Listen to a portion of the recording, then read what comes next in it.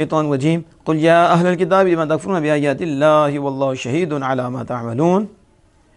قل یا اہل الکتاب کہہ دیجئے اے کتابیو کیوں تم انکار کرتے ہو لما تکفرون کیوں تم انکار کرتے ہو بآیات اللہ اللہ کی آیات کا یعنی القرآن اللہ کے قرآن کا یعنی قرآن کا کیوں انکار کرتے ہو شارح نے بآیات اللہ میں آیات کی وضاحت قرآن سے کی ہے یعنی قرآن کا کیوں انکار کرتے ہو واللہ شہید علی ما تعملون اللہ اور اللہ تمہارے کاموں پر گواہ ہے اللہ تمہارے کاموں پر گواہ ہے فیجازیکم علیہ تو وہ اس پر تمہیں بدلہ دے گا قرآن کا انکار کرو گے پھر جزا ملے گی سزا ملے گی وہ تو گواہ ہے اس پر جو تم کرتے ہو تو شارح یہ عبارت لائے تو پھر کیا فیجازیکم علیہ وہ تمہیں بدلہ دے گا بدلہ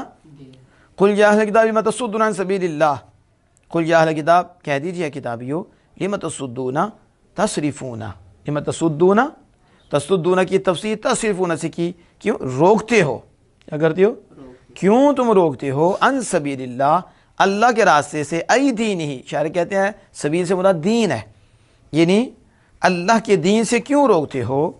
من آمنا اسے جو ایمان لایا اے کتابیو جو اللہ پر ایمان لایا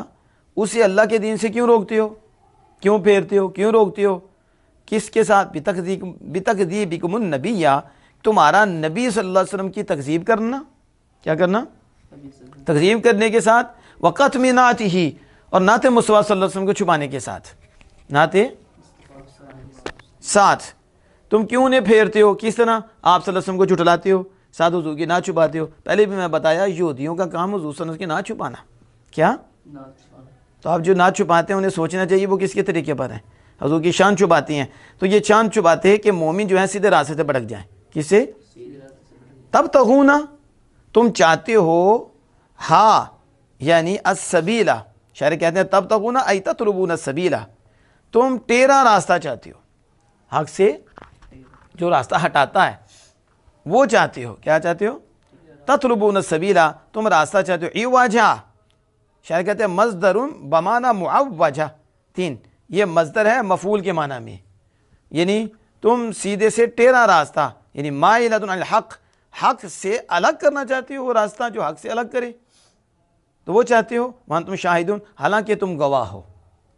یعنی تم جانتے ہو شہداء شاعر کہتے ہیں عالمون شہداء بمعنی عالمون تم جانتے ہو کیا بأن الدین المرضی هو القیم دین الاسلام تم جانتے ہو کہ پسندیدہ دین وہ سیدھا دین دین اسلام ہے تم جانتے ہو کہ اللہ کا پسندیدہ دین اور سیدھا دین وہ دین اسلام ہے کما فی کتاب جیسے تمہاری کتابوں میں لیکن تم چھپاتی ہو کیا کرتے ہو جانتے تم ہو اور پھر تم جانتے کہ مومن جو ہے راستے سے پھر جائیں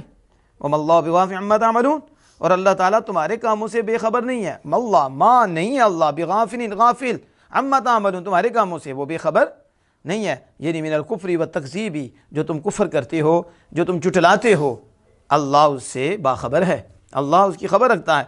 وَإِنَّمَا يُؤَخِّرُكُمْ إِلَىٰ وَقْتِكُمْ بس وہ تمہیں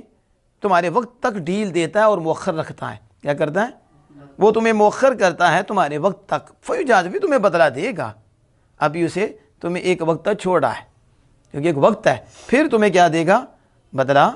دے گا واللہ تعالی اعلم بالصواب